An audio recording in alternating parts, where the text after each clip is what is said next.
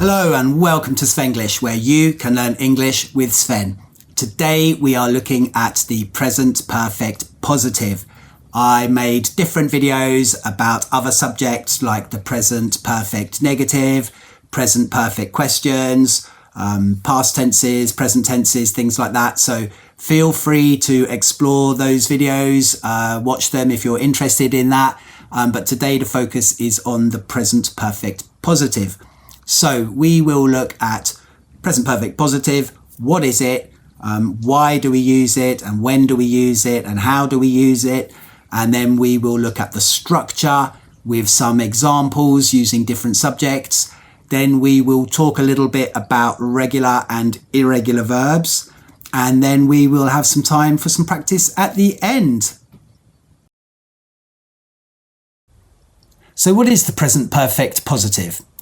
We use the present perfect to talk about events from the past which have an impact on the present. It's like we are more concerned about if something happened or didn't happen rather than being concerned about when it happened. So for example, if you were at work, you would use the present perfect to say things like, I have called the client. I have been to the meeting. I have sent the report. And in all of those examples, we don't really care when it happened. We know that it happened before now. But the most important thing is, did it happen or didn't it happen? Okay, so we can just use the present perfect. I've sent the email. I've called the client. I've been to the meeting. Done, done, done. Don't care when. We just care that it has happened.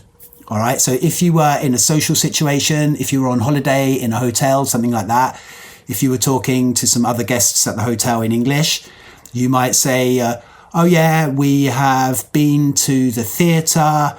We have visited a museum. We have been shopping. We have tried the new restaurant, things like that. We don't really care so much when those things happened, but we're more concerned about that they happened. And we know they happened before now.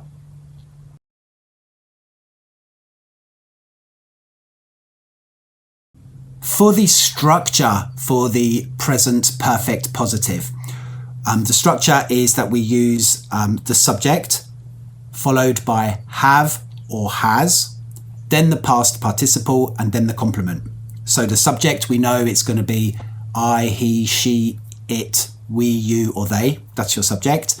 We're going to use have or has. So if the subject is I, we, you, or they, we use have. And if the subject is he, she, or it, we use has. All right. Now, we also contract that when we say it. So we don't normally say, I have finished the report. We would say, I've finished the report. Okay, it's not obligatory. It's just more natural when we speak to contract the words. If you were writing, you might not contract, or if you were in a more formal situation, you might not contract. Okay, but I think you are better off practicing contracting right from the start. It's more natural. So let's look at some examples. All right. So I have worked hard this week. So I is the subject. Have, because the subject is I have to use have, can't use has. So I have, the verb is to work. So conjugate or change the verb into the past participle. Work is a regular verb, so we add ed. I have worked hard this week is the complement. So contracted, I've worked hard this week. And you can see that the time reference is this week. And if we're talking about this week, it isn't finished. So I'm talking about the period of time between the start of this week, which was in the past, up to this moment in the week. The week isn't finished. So it's the present perfect positive. Another example, he has played football many times, or contracted, he's played football many times. The subject is he. So we use has, not have. So he has, he's. The verb to play, conjugated into the past participle, played. the complement, football many times. He's played football many times. So during the time between when he was born up to now, this happened on multiple occasions. Another example, she has finished the report. She is the subject, has, because the subject is she, so we have to use has, not have. The verb to finish, it's a regular verb, so we add ed to make the past participle. She has finished the report is the complement. She's finished the report. When did she finish the report? We don't really care. Okay, if we wanted to know when the report was finished, we would use the past simple. All right, but we don't care so much about when it was finished. We just care that it's finished. So she's finished the report. Another example, it has rained a lot this month. It is the subject, has is have or has. Rained is the verb to rain in the past participle. This month is our time reference, that's our complement. It's rained a lot this month. This month is not finished. This month started in the past and this month is still continuing, so present perfect. We've studied English for years. We is the subject, so we use have, contract it, we've, the verb to study, so studied English for years. That means this is something that started in the past and it's true right up to today. We've studied English for years. You've made pasta for dinner. You is the subject, we use have, contracted, you've, the verb to make, made, irregular verb. We'll talk about that in a moment. You've made. Pasta for dinner is the complement. Now we know the pasta was made before now and the pasta is here in the present moment. So present perfect. You've made pasta for dinner. Last one. They've gone for a walk. Okay, the subject is they. So we use have, we contract it, they've. The verb to go, gone. For a walk is the complement. Are they here now? No. Why not? Because they left some time ago to go for a walk, so they've gone for a walk. So when it comes to verbs, there are regular and irregular verbs. We know that for the present perfect, we are going to use the subject and then either have or has, depending on the subject, and then we use the past participle.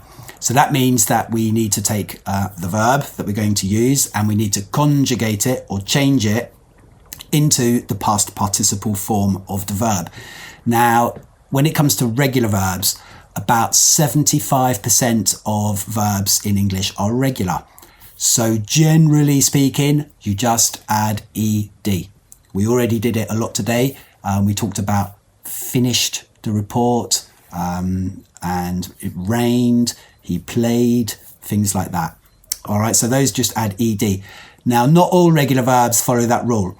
If the verb ends in a y, like the verb to study, then we change the y into I and then we add ed. So study becomes studied. If a verb already ends in e, like the verb to bake, bake a cookie, then we can't add ed because it already has an e at the end. That would be weird. So we just add a d. Right? You don't need to add ed if it already finishes in an e. And the last group are, let me see my notes. So if there is a single stressed vowel before the final consonant. So that's verbs like to refer. We would change that to referred, but we would double the R and then add ed at the end. All right, so that leaves the other 25% of the verbs, which are the irregular verbs. Now, the irregular verbs conjugate in different ways. So that's something that you need to learn as you go and try to memorize the conjugation for irregular verbs. I'm sure that you know a lot of them already, and I will make a separate video about irregular verbs to help you learn them. Okay, so now it's time for you to practice. All right, I want you to think about the structure that we looked at earlier. Okay, so we know the structure for the present perfect is going to be the subject followed by have or has, and then it will be the past participle and then the complement. So I will give you a sentence with all the words mixed up and I want you to follow that structure and put the sentence into the correct order to make the present perfect positive. Okay, so we'll do one example for each subject. So we'll do 7 and we'll do the first one together. All right, so here's the first example. This week, hard, have, worked, I. So we start with the subject, I. Then we have to use have or has. We know it's going to be have. The verb is worked and the complement is hard this week. I've worked hard this week. So now you try. Here's the second one. Many times football played, he has. Many times football played, he has. Subject, have or has, past participle, complement. He has played football many times. Okay, here's number 3.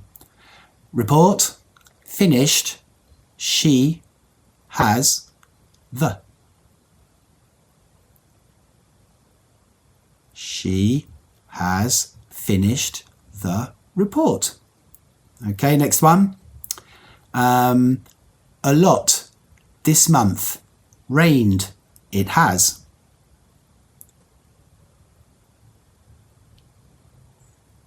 It has rained a lot this month. 3 more. English for years studied we have. English for years studied we have. We have studied English for years. Dinner, pasta, for, made, you have. Dinner, pasta, for, made, you have. You have made pasta for dinner. Or contracted, you've made pasta for dinner. Last one. For a walk, they have gone. For a walk, they have gone. They have gone for a walk. How did you get on? Did you get everything right? I hope you did. If you didn't, you have to go back to the start, watch the video again and try again, okay? Thank you so much for joining me today. I hope you enjoyed that. I hope you learned something. We looked at the present perfect positive. So we looked at what it is and how and when we use it with some examples. We looked at the structure. We looked at different examples with different subjects. And then we had a nice little practice at the end. Feel free to add your comments below. Maybe give some examples of the present perfect positive. Please do, like, subscribe, share, follow, and I will see you again soon for more Svenglish, where you can learn English with Sven. Bye.